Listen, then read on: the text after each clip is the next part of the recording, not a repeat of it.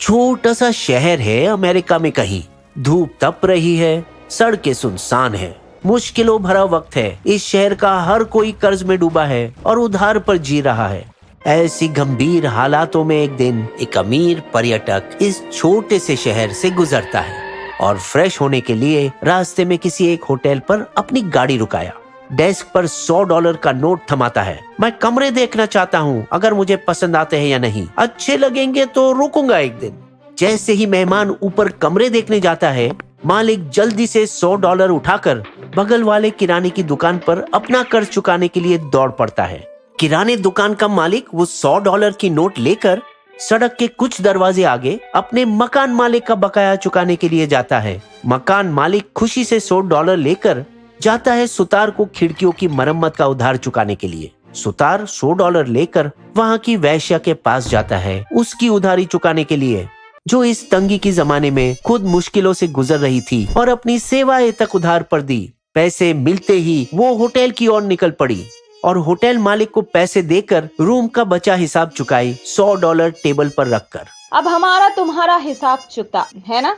जैसे ही वो मोटेल के दरवाजे से निकली कि अमीर पर्यटक नीचे आए और जोरों से बोले, माफ कीजिए, लेकिन मुझे यहाँ के कमरे कुछ खास पसंद नहीं आए, मैं दूसरी जगह देखूंगा, शुक्रिया भाई।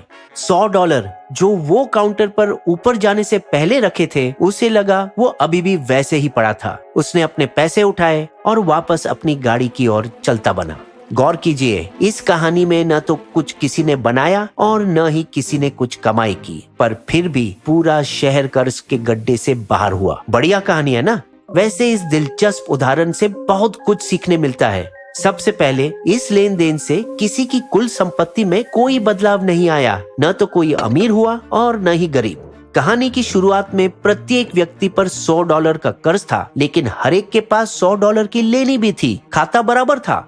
आखिर में उन सभी के पास न तो उधार है और न ही कोई लेन, किताब फिर भी बराबर थी। हकीकत में $100 शॉर्ट टर्म लोन के रूप में क्लियरिंग का काम किया, पैसों की रफ्तार बढ़ाकर लिक्विडिटी दिलाई, जो अर्थशास्त्री इकोनॉमिस्ट M2 कहते हैं, यानी एक ही नोट से कितने अनगिनत लेन देन किए जाते हैं। अमीर टूरिस्ट अगर ये रकम भुगतान नहीं किया होता तो बैंक से $100 का कर्ज लेकर भी ये काम किया जा सकता था। ये कहानी हमें बताती है कि व्यवसाय में बैंकों की भूमिका कितनी अहम होती है, अर्थव्यवस्था को बढ़ावा देने के लिए और उसे गिरने से बचाने के लिए। अनुमान लगाया गया कि भारत में एक नोट 80 से 1000 बार तक हाथ बदल सकती है। नोट जितनी छोटी वो ज्यादा घूमेगी, जिसके बाद वो इतने फटे होते हैं कि बैंक द्वारा वो रिजर्व बैंक भेजे जाते हैं, जहां उसे नष्ट किया जाता है। चेन्नई एक्सप्रेस में पुराने नोट पर डकैती के बारे में बेसबो का दिलचस्प एनिमेटेड वीडियो जरूर देखें। वैसे डिजिटल पेमेंट के जमाने में इस उदाहरण का मूल अर्थ बदलता नहीं, सिर्फ एक अलग अवतार में वही काम करता है। बेसबो की शायरी, गजब का नोट जैसे किया जादू, किताब चुकता कराने के लिए लागू, दुनिया घूमकर वहीं आ पहुंचा, क्या आपने इसके बारे में कुछ सोचा?